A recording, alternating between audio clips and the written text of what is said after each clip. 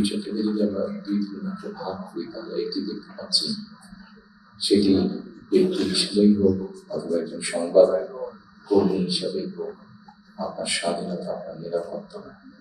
আমার আরেকটি জিনিস মনে হয় আমার চোখে যেটা হয়েছে, যারা বক্তব্য রেখেছে, সেটি হচ্ছে যে গণতান্ত্রিক বা রাজনৈতিক যে অধিকারটি মানুষের, আপনার আমার আমাদের সকলে, সেটির ব্যাপারে একটা কনসার্ন সকলে এক্সপ্রেস করেছেন। এবং খুব সম্ভবত একজন বক্তাই এখানে একটি কথা বলেছেন, সেটি হচ্ছে যে আগামী দিন ফিউচারটা কেমন হবে। আমি বেশ কয়েকদিন থাকতে পারিনি, কি কারণে সে সম্বন্ধে আমার কম বেশি ধারণা আছে। তবে সারাক্ষণই দেশের সাথে আমার যোগাযোগ ছিল, দেশের মানুষের সাথে গিয়েছে, পরিবারের সাথে বলেছেন পূর্ণ সম্মানের আমি বলতে চাইছি। ওনার সাথে ওনার ছবি আমার চোখের সামনে ভাসে। কাজেই ওনার সাথে কি হয়েছে আমি যেমন জানি, রুহুল আমিন গাজী সাহেবের সাথে কি হয়েছে, যেভাবে উনি মৃত্যুবরণ করেছেন, যেগুলো সেটা আমি জানি।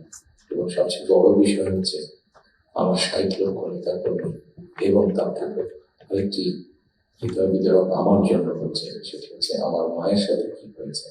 কাজে এই ঘটনা যদি আমরা সকলে সবগুলোকে এক করি, তাহলে যারা দেশে ছিলেন আপনারা, তারা অবশ্যই আমার থেকে একটু বেটার ভালো থাকবেন। তবে আমি একদম যে জানি না প্রধান বিষয়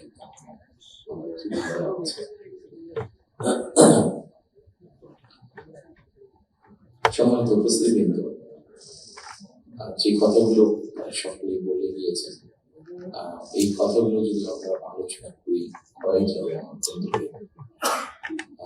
আপনাদের মূল্যবান সময় ব্যয় করে এখানে এসেছেন। আমি এই কথাগুলোর মধ্যে থেকে একটু সরে এসে কিছু কথা বলতে চাই। আমাদের সমস্যা ছিল, আমাদের সমস্যা আছে, অবশ্যই আমরা 15 আগস্টে ফিরে যেতে চাই। আমি আমার অবস্থান থেকে যদি চিন্তা করি, আমার এক পাশে 1981 সালের একটি জানাজা, একই সালে আমার এক পাশে 2025 সালের 21 ডিসেম্বরের একটি জানাজা, আর আমার আরেক পাশে 2024 সালের 5ই আগস্টের একটি ঘটনা। আমার মনে হয় সেটি এটি শুরু করে আমার একার জন্য নয়, যারা আমার দলের নেতা কর্মী সদস্য এবং সামগ্রিকভাবে পুরো দেশের মানুষের সামনে বোধহয় এই দুটি উদাহরণ বোধহয় সবচাইতে বাদ বিবেচনা করার জন্য সবচেয়ে ভালো, যে আসলে 5ই আগস্টে ফিরে যাওয়ার কোনোই কারণ নেই। আমাদের প্রিয় উপস্থিতি, কিন্তু হিংসা, প্রতিশোধ, প্রতিহিংসা একটি মানুষ, একটি দল বা যেভাবে আমরা বিবেচনা করি, তার পরিণতি কি হতে পারে আমরা দেখেছি। এবং আমি সেজন্য সকলকে অনুরোধ করব, ধর্মমত নির্বিশেষে আবেদন মত পার্থক্য থাকবে, কিন্তু আমরা যদি চেষ্টা করি তাহলে সেই মত পার্থক্যটাকে মত পার্থক্যের মধ্যে রেখে আলোচনার মাধ্যমে সেটি অনেক সমস্যার সমাধান আমরা বের করতে সক্ষম হবে। কিন্তু কোনোভাবেই সেটি যখন মত বিভেদের পর্যায়ে চলে নেওয়া যায়, মত বিভেদ হলে জাতিকে বিভক্ত করে ফেললে কি হতে পারে আমরা দেখেছি আজকে। সেই জন্য অনেকের মুখে অনেক হতাশার কথা আমরা শুনি, কিন্তু তারপরেও আশার কথা হচ্ছে যে তাদের কাছে ভবিষ্যতের চিন্তাও আছে, ভবিষ্যতের পরিকল্পনা আছে। এখানে একজন বক্তা বলেছেন, পানির কথা বলেছেন, ওনার সাথে আমার কিছুদিন আগে কথা ছিল, আমি আরো বিষয় তুলে ধরেছি। আমার দেশে ফিরে আসার পরে আমি যে খবর আমার বাইরে যাওয়ার একটু বেশি সুযোগ হয়েছে, সাভারে গিয়েছিলাম, আর কয়েকটি জায়গায় গিয়েছিলাম। আমার কাছে মনে হয়েছে নতুন প্রজন্ম একটি গাইডেন্স চাইছে, নতুন প্রজন্ম একটি আশা দেখতে চাচ্ছে। শুধু নতুন প্রজন্ম না, আমার কাছে মনে হচ্ছে প্রত্যেকটি প্রজন্ম মনে একটা জটিল গাইডেন্স চাইছে। আমরা যারা রাজনীতিবিদ করি আমাদের কাছে কিন্তু অনেক প্রত্যাশা, সকল প্রত্যাশা হয়তো বা পূরণ করা সম্ভব নয়। কিন্তু আমরা রাজনীতিবিদরা যদি 1971 সাল, 1990 সাল, 2004 24 সালে 5ই আগস্ট এই সবগুলোকে আমাদের সামনে রেখে আমরা যদি দেশের স্বাধীনতা, দেশের সার্বভৌমত্বের জন্য কাজ করি, তাহলে নিশ্চয়ই আমার কাছে মনে হয় একজন রাজনৈতিক কর্মী হিসাবে আমি দৃঢ়ভাবে বিশ্বাস করি আমরা জাতিকে একটি সঠিক ডাইরেকশন দিতে সক্ষম হব। আমি জানি না এটা কতটুকু রিলেটেড, একটি ছোট ঘটনা আপনাদের সাথে তুলে ধরতে চাই। আমাকে চিকিৎসার জন্য এই দেশ থেকে 2005 সালে চলে যেতে হয়েছিল যুক্তরাজ্য। 2008 সালে যাওয়ার পরে 2010 সালে সেখানে প্রথমে একটা নির্বাচন দেখেছিলাম। যেহেতু সেটি নির্বাচন ছিল, স্বাভাবিকভাবে রাজনৈতিক কর্মী হিসাবে আমার একটা ইন্টারেস্ট ছিল, টিভিশন ডিবেট দেখছিলাম। সেখানে দুজন নেতার মধ্যে, দুটি মেইন দলের নেতার মধ্যে, লেবার এবং কনজারভেটিভ, অনেকদিন ধরে লেবার ছিল, 2010 সালে নির্বাচনে কনজারভেটিভ আসে। তো দুই দলের নেতার মধ্যে একটি আলোচনা হচ্ছিল। খুব দুঃখজনক হলো বাংলাদেশ বাঙালি না, শুধু ঢাকা শহরের মধ্যে কোনো অ্যাম্বুলেন্স সার্ভিস নেই। গত 54-55 বছরে আমরা মানুষের চিকিৎসা সেবার জন্য অ্যাম্বুলেন্স সার্ভিস গড়ে তুলতে সক্ষম হইনি, এটি খুব দুঃখজনক ব্যাপার। তো এই অ্যাম্বুলেন্স সার্ভিস দুই নেতার মধ্যে তখন কথা হচ্ছিল। খুব সম্ভব যতটুকু আমার মনে আছে, তখন এমার্জেন্সির জন্য অ্যাম্বুলেন্স সার্ভিস ফোন করলে 20 মিনিটের মতো সময় লাগতো আসতে। একজন বলছে 20 মিনিট লাগে, এটা আমরা 19 মিনিট করবো। আরেকটা বলছিল যুক্তি তর্ক দেখে 20 মিনিট লাগে, এটাকে আমরা 15 মিনিটে নিয়ে আসবো। অর্থাৎ একজন 1 মিনিট কমাচ্ছে, একজন 5 মিনিট কমাচ্ছে। এই কাজটা তারা তাদের জনগণের জন্য করতে চাচ্ছে। আমার মনে হয় এখানে যেটা একটু আগে পানির কথাটি বললেন, খুব সঠিকভাবে বলেছেন। ঠিক এখন যেভাবে চলছে এভাবে যদি চলে, আমার যতটুকু ধারণা আগামী 10 থেকে 15 বছর, হার্ডলি 20 বছর পরে ঢাকা শহরে কোনো জায়গায় পানি আমরা পাবো না। আমাদের বুড়িগঙ্গা নদীর সম্পূর্ণ পলিউটেড, 100% পলিউটেড। পাখা নদী 50% পলিউটেড। এখন মেঘনা নদী থেকে পানি আনার চেষ্টা করা হচ্ছে, আসছে একটা প্রজেক্ট কাজ হচ্ছে, কিন্তু এটার পানি আগামী 10 থেকে 15 বছর ধরে পলিউটেড হয়ে যাবে। ঢাকা শহরে যে 3.5 কোটি মানুষের মতো মানুষ বাস করছে, এদেরকেও পানি পাবো না। পানির অবদান জীবন। সারা দেশে যদি এই সমস্যা শুরু হয়, তাহলে বিষয়টি কত ভয়াবহ হতে পারে। আমার মনে হয় এইরকম বিষয় নিয়ে আলোচনা করা উচিত, সেটি সংসদে হোক, সেটি বিভিন্ন সেমিনারে হোক। কারণ তা না হলে একটি ভয়াবহ ভবিষ্যৎ আমাদের সামনে অপেক্ষা করছে হয়তো, which is very unwanted. সম্মানিত উপস্থিতিবৃন্দ, একই সাথে আমরা যদি একটু খেয়াল করে দেখি, আমাদের 20 কোটির মতো মানুষ এই দেশে, এবং এদেশে 20 কোটি মানুষের মধ্যে একটি বড় অংশ হচ্ছে তরুণ সমাজের সদস্য। এই তরুণ সমাজের সদস্যদেরকে বিভিন্ন ভাব আমাদেরকে উপায় বের করতে হবে কিভাবে তাদের কর্মসংস্থান ব্যবস্থা, সেটি দেশের ভিতরে হোক, সেটি দেশের বাইরে হোক। আমরা যদি এটি সক্ষম না হই এই কাজটি করতে, তাহলে আমরা 5ই আগস্ট করি, 90 আন্দোলন করি, 1971 সালে স্বাধীনতা যুদ্ধ করি, আমাদের মনে হয় খুব সম্ভবত প্রত্যেকটি প্রত্যাশা ধ্বংস হয়ে যাবে। এখানে একজন সংবাদকর্মী, নারী সংবাদকর্মী, নারীর নিরাপত্তা নিয়ে কথা বলেছেন। আমরা মনে করি নিরাপত্তা শুধু নারী নয়, নারী পুরুষ উভয় ক্ষেত্রে হওয়া উচিত। ছোট যদি একটি এক্সাম্পল থেকে সম্ভবত বাংলাদেশের বছরে 7,000 মতো মানুষ, গত বছর 7,000 মতো মানুষ রোড অ্যাক্সিডেন্টে গিয়েছে। আমার কাছে বিষয়টি খুব অস্বাভাবিক। আমার ধারণা আপনারা যদি একটু চিন্তা করেন, আপনাদের করতে পারছে বিষয়টা অস্বাভাবিক, কিন্তু ঘটনাটি বলছে 15 বছর বেশি, 15 বছর এই অস্বাভাবিক ঘটনাটি কেন? একজন মানুষ রোড অ্যাক্সিডেন্টে অধিকাংশ ক্ষেত্রে যারা মারা গেছে, আমরা তাদের সামাজিক স্ট্যাটাসটা দেখি খুব অবস্থাপূর্ণ লোক, আর্থিক শুনছেন তারা যে মারা যাচ্ছেন তা না।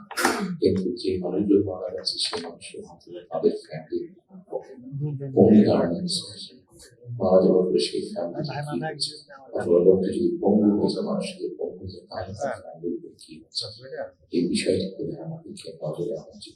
এরকম অনেকগুলো বিষয় আছে যে বিষয়গুলো আমার মনে হয় রাজনৈতিক দলগুলোর মধ্যে চিন্তা ভাবনা করা উচিত। এখানে শাহী সিরাজ বসে আছেন, একটি বিখ্যাত প্রোগ্রাম আছে কৃষি সংক্রান্ত। আমার বাড়িতে কৃষকদের কি অবস্থা সেই বিষয়টি বোধহয় আমাদেরকে বিবেচনা করা উচিত। উনি ভালো বলতে পারবেন, আমার যতটুকু ধারণা আছে যে মানে সরাসরি জমিতে কৃষিকাজ হিসেবে জমি মালিকদের সংখ্যা প্রায় 1.5 কোটির মতো সারা বাংলাদেশে, 150 লাখ এর মধ্যে ডিফারেন্ট ক্যাটাগরির কৃষক আছে। এই কৃষকদের বিভিন্ন অসহায়ত্বের নিউজ সংবাদ প্রকাশ হয়, বিভিন্ন সময় আপনাদের খবরই প্রকাশ হচ্ছে, বিভিন্ন সময় সেটি ইলেকট্রনিক মিডিয়া, সেটি মেইন প্রিন্টেড মিডিয়া প্রকাশিত হয়েছে। এদের ব্যাপারে আমি আমার সরকারের কথা বলবো, আমার দলের বিরোধী সরকারের কথা বলবো। সেই সরকার বিভিন্ন সময় বিভিন্ন পদক্ষেপ গ্রহণ করেছে।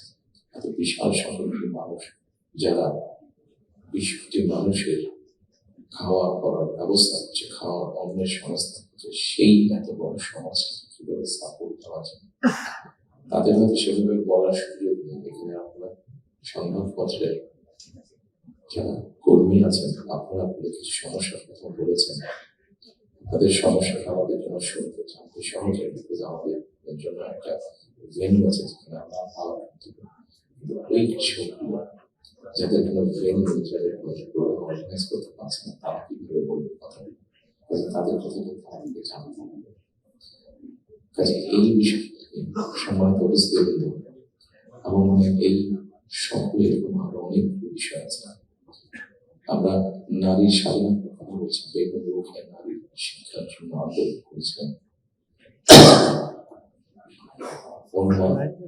এবং খালেদা জিয়া নারীদের শিক্ষার দাবিটা নিশ্চিত করেছিলেন। পরবর্তীতে আগামী নির্বাচনে ইনশাআল্লাহ জনগণের ম্যান্ডেট নিয়ে আমরা সরকার গঠনে সক্ষম হলে আমাদের একটি পরিকল্পনা রয়েছে। এই নারীরা শিক্ষিত হয়েছে অর্থনৈতিকভাবে স্বাবলম্বী করে গড়ে তোলার যে ফ্যামিলি কার্ডটা করেছিলাম, সেটি লক্ষ্য বড় বিষয় হচ্ছে সেটা এই নারী সমাজকে গড়ে তোলা।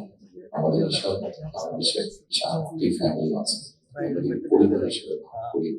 এবারে যে একটি পরিবারে 5 জন করে সদস্য থাকা হয়েছে। আমরা এই ফ্যামিলি কার্ডে আপনার সামনে তুলে ধরতে চাইছি আমাদের পরিকল্পনা। কারণ এখানে একজন সাংবাদিক উল্লেখ করেছেন যে 25 তারিখে নিশ্চয়ই আমি একটি কথা বলেছিলাম, মার্টিন লুথার কিংয়ের মতন আইনের কিং যেমন বলেছিল 65 বছর আগে মার্টিন লুথার কিং, আমি বলেছিলাম আইনের প্ল্যান। সেই প্ল্যানের মধ্যে একটি অংশ হয়েছে বাংলাদেশের যে হাফ পপুলেশন নারী তাদেরকে ঘিরে, এবং সেটি হচ্ছে ফ্যামিলি কার্ডের মতো এক্সপান্স একটা ফ্যামিলি কার্ড যে নারী পাবে সেটি সে সারা জীবন পাবে। একজন গৃহিণী বা একজন হাউস ওয়াইফ যে পাবেন আপনার সারা জীবনের জন্য 5 থেকে 7 বছরের মধ্যে, এই 5 থেকে 7 বছর থাকলে আমরা একটা সাপোর্ট দেওয়ার চেষ্টা করি, সেটা টাকা হিসাবে এসেনশিয়াল ফুড আইটেম হিসাবে। কারণ আমরা দেখেছি যে একজন নারী, একজন স্ত্রীকে, একজন গৃহিণীকে যদি একটি সাপোর্ট দেওয়া হয়, সেটি সে তার ফ্যামিলির জন্য সঠিকভাবে খরচ করে দেন একজন পুরুষ। এবং আমরা রিসার্চে দেখেছি যে যদি 5 থেকে 7 বছর দেওয়া যায়, তাহলে সে যে অর্থটা আমাকে জমা হয় সে মূলত 3টি কাজে খরচ করে। প্রথমত তার ফ্যামিলির স্বাস্থ্যের পিছনে, দ্বিতীয়ত তার ফ্যামিলির ছেলেমেয়েদের শিক্ষার পিছনে, তৃতীয়ত সে যে অর্থটা জমা করতে পারে সেটি সে ছোট ছোট ভাবে ইনভেস্ট করে।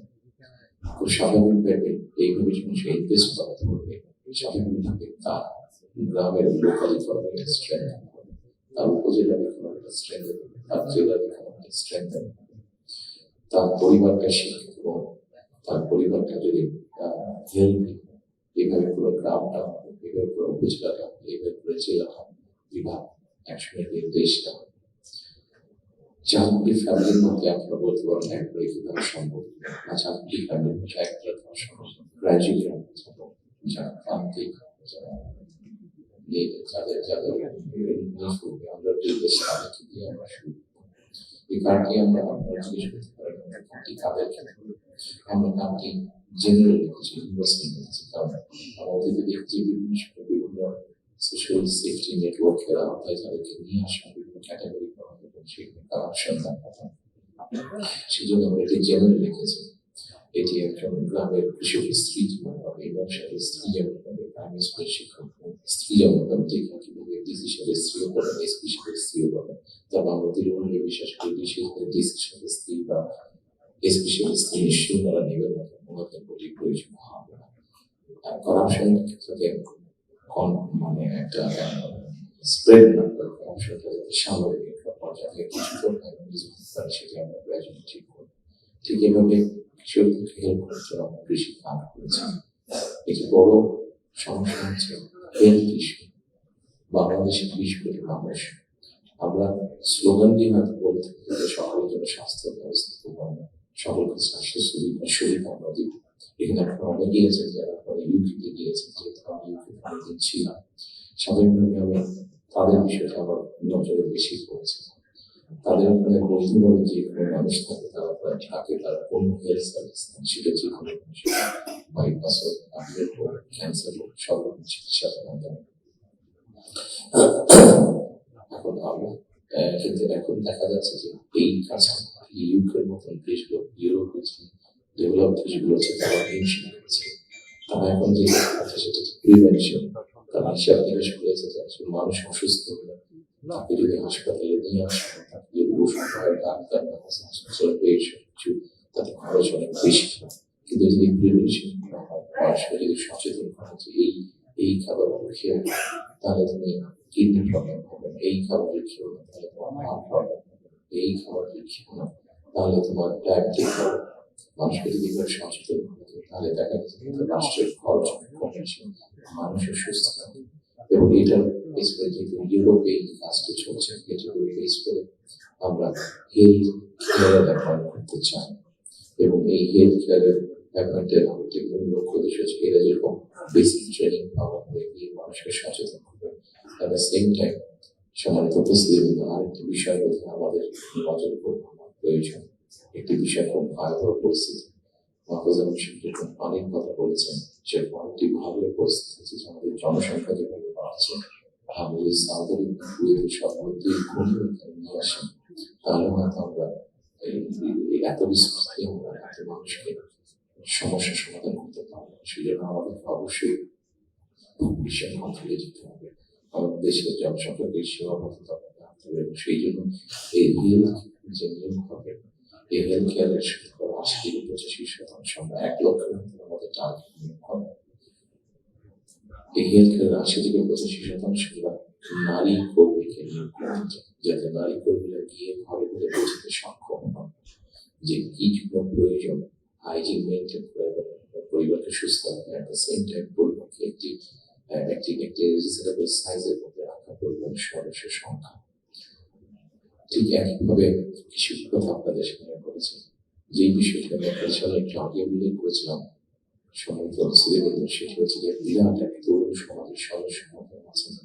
এই তরুণ সমাজের সদস্যদেরকে সেটি গ্রামের হোক, সেটি শহরে বিভিন্ন জায়গায় বিভিন্ন কোয়ালিফিকেশন বা শিক্ষা ব্যাকগ্রাউন্ড আছে, সেটার উপরে বেস করে ভোকেশনাল টেকনোলজিক্যাল ইনস্টিটিউশন মডেলাইজ করতে চান। আমাদের ভোকেশনাল টেকনোলজিক্যাল ইনস্টিটিউশন যেগুলো আছে সেগুলোর মধ্যে প্রায় 200-250 মতন সাবজেক্ট আছে, যেগুলোর মতো প্রয়োজন নেই আমাদের। আমরা এর মধ্যে কিছু কাজ করেছি, কাজ করেছি যে নর্মালি যেসব দেশে আমাদের মানুষ যেতে পারবে, যেমন তার একটি বড় অংশ সেখানে কি কাজের স্কোপ আছে আপনার 5 থেকে 10 বছর। এটি বড় মার্কেট হচ্ছে মানুষ যাওয়ার জন্য, দেশ থেকে স্কিল শ্রমিক যাওয়ার মতো একটি বড় মার্কেট আছে। সেখানে আস্তে আস্তে আমরা মোটামুটি একটি অ্যানালাইসিস করে কি কি ধরনের মানুষ এখানে যেতে পারে সেটার উপর বেস করে আমাদের ভোকেশনাল ইনস্টিটিউটগুলোকে আমরা সেভাবে মডেলাইজ করতে চাচ্ছি। আপনারা শিক্ষা করেছেন যে আপনারা সম্ভব করি, আপনারা শিক্ষা দুদিন গত কয়েকদিনে আমার সাথে বেশ কিছু বিদেশি ডিপ্লোম্যাট দেখা হয়েছে। ওনাদের মধ্যে যেসব দেশগুলো এই ভকেশনাল এবং ওনারা অনেক বলেছে যে আপনাদেরকে এই সাহায্যগুলো সহযোগিতা করতে হবে। ওনারা খুশি মনে বলেছে যে সাহায্যগুলো করবেন। আমরা যদি আমাদের ছেলেদেরকে এই মুহূর্তে 10 লক্ষ মানুষ প্রতি বছর বিদেশে যাচ্ছে, তার মধ্যে প্রায় 6.5-7 লক্ষ মানুষ মধ্যে পৌঁছে যাচ্ছে। আপনারা যদি খেয়াল করে দেখেন তারা যাচ্ছে মধ্যে পৌঁছে আনস্কিল হিসেবে যাচ্ছে। তাদের বিরুদ্ধে আমরা কিছু ভাষা শিখে দিতে পারি এবং সেখানে যে কাজগুলো যাচ্ছে সেগুলো বিভিন্ন ট্রেনিং দিয়ে দিয়ে তাহলে কিন্তু গিয়ে তারা বেটার করতে সক্ষম হবে। ঠিক এইভাবে যদি আমরা রিসার্চ বের করতে পারি তাহলে দেশের আমরা ভবিষ্যৎ এখন যে 8 থেকে 10 লাখ মিলিয়ন মানুষ বিদেশে আছে, এটাকে খুব সহজে 2 থেকে 3 বছর মধ্যে মিলিয়ন 20 লক্ষ মানুষ করা যাবে। এবং 15 থেকে 20 লক্ষ মানুষ শুধু যাচ্ছেন না, তাদেরকে যদি ট্রেনিং এবং ল্যাঙ্গুয়েজ দিয়ে আমরা পাঠাতে পারি তাহলে ভ্যালু হবে। এখন যদি কেউ $100 আর্ন করে মাসে, ইজিলি সেটা $300 নিয়ে আসতে পারবে, তাহলে বৈদেশিক মুদ্রার একটা বিশাল অংশ আনতে হবে, যেটা দিয়ে আমরা কাজ করতে পারবো। আপনারা যেরকম বিভিন্ন বিষয় উল্লেখ করেছেন সেই জিনিসগুলো আমরা একটা জিনিস বিবেচনা করছি। এই মুহূর্তে এখন যদি আমরা দেখি আমাদের বিদেশে বৈদেশিক মুদ্রা উপার্জনের অবস্থা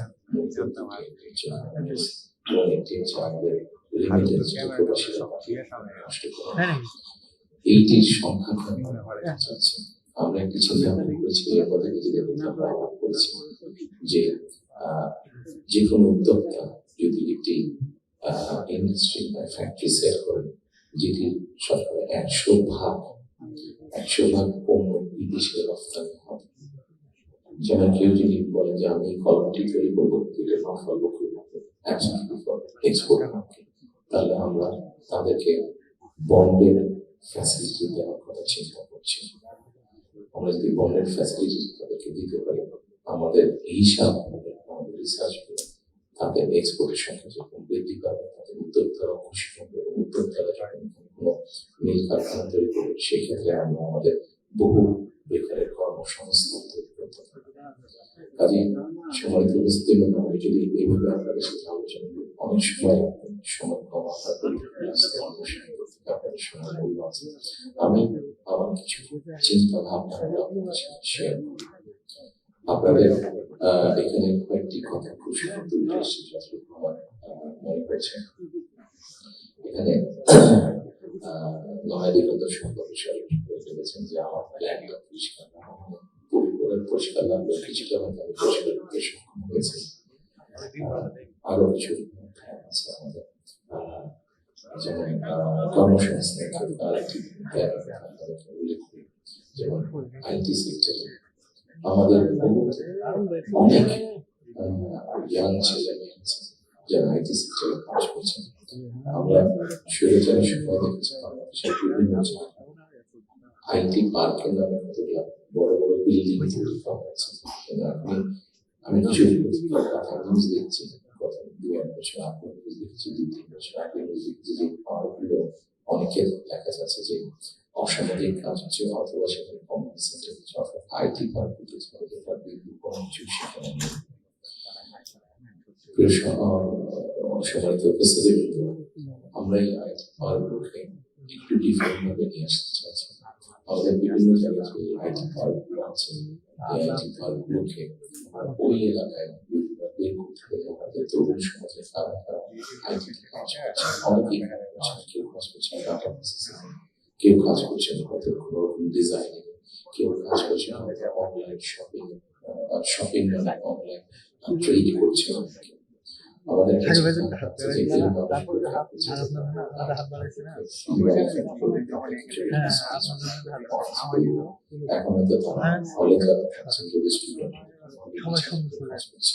আপনার মেসেজ মেসেজ চক্র কোনো কাজ করছে, অথবা বাসার বিছানা করে বসে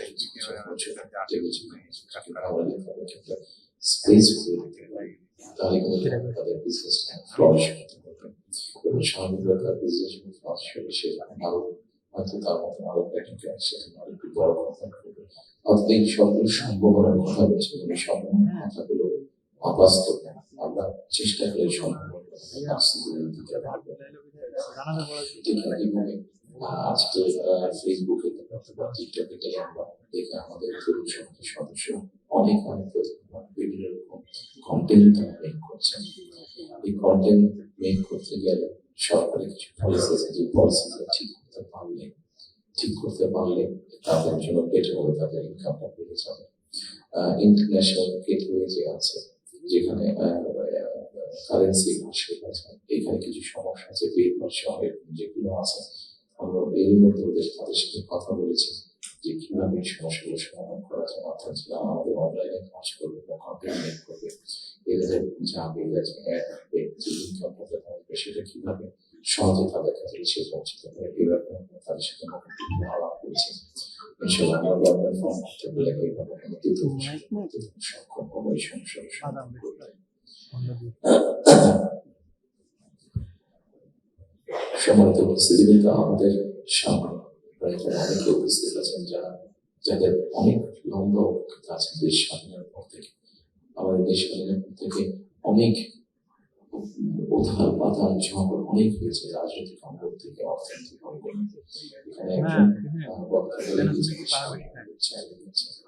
রাজনৈতিক কর্মী হিসেবে আমার কাছে মনে হয় এর সামনে আমাদের অনেক কঠিন চ্যালেঞ্জ আছে, আমাদের মধ্যে বিভিন্ন রকম মত পার্থক্য আছে।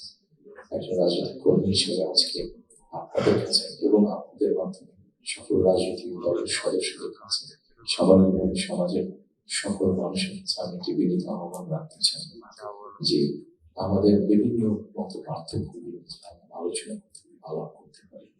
আমাদেরকে যে মূল্যে ডেমোক্রেটিক প্রসেস, যেটা আমরা 12 তারিখ থেকে শুরু করতে যাচ্ছি, এখানে এনটিভির আমাদের নামটা জি জহিরুল হোসেন অনেক আগে আমরা একটা ইন্টারভিউ নিয়েছিলাম। আমি খুব সম্ভবত বলছিলাম অথবা মতিভি মানবজীবের মাধ্যমে খুব সম্ভব ওনার ইন্টারভিউ করেছিলাম যে আমাকে যে কোনো মূল্য ডেমোক্রেটিক প্রসেসটা চালু, আমাদের জবাবদিহিতাটা চালু রাখতে হবে। যে কোনো সেটি জাতীয় পর্যায়ে হোক, সেটি লোকাল পর্যায়ে হোক, অর্থাৎ ইউনিয়ন পরিষদ নির্বাচন, পৌরসভা নির্বাচন, লোকাল পর্যায়ে, সেটা কোনো ট্রেড মডেল ইলেকশন।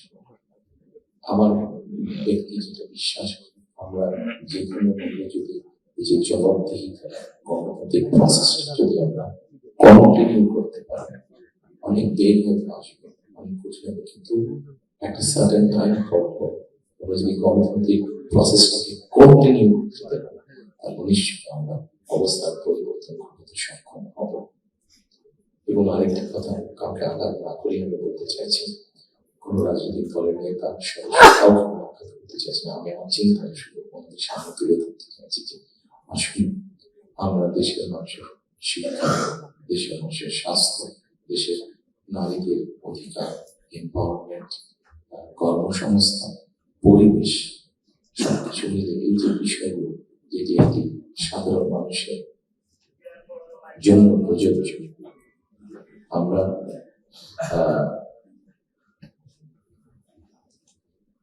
অনেকদিন ধরে আমরা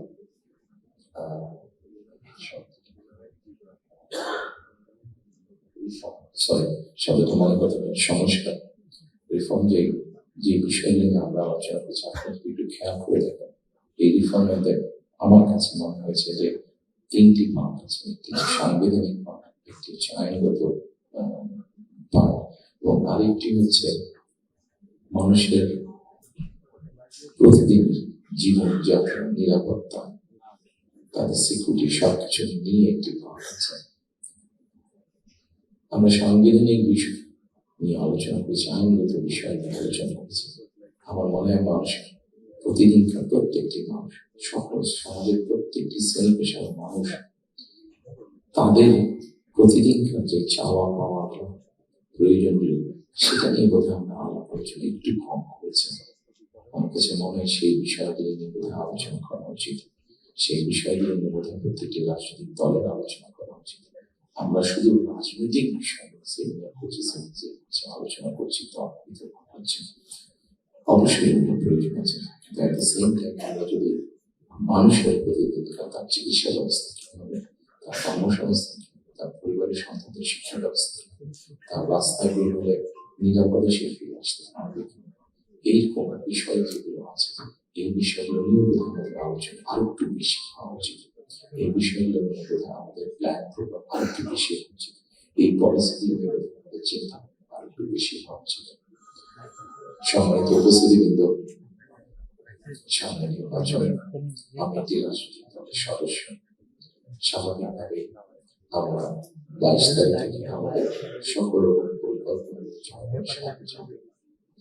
আপনারা যারা আজকে কষ্ট করে আমাদের আমন্ত্রণ এখানে এসেছেন, আবারও আপনাদেরকে আমার দলের পক্ষ থেকে আন্তরিক ধন্যবাদ জানাচ্ছি।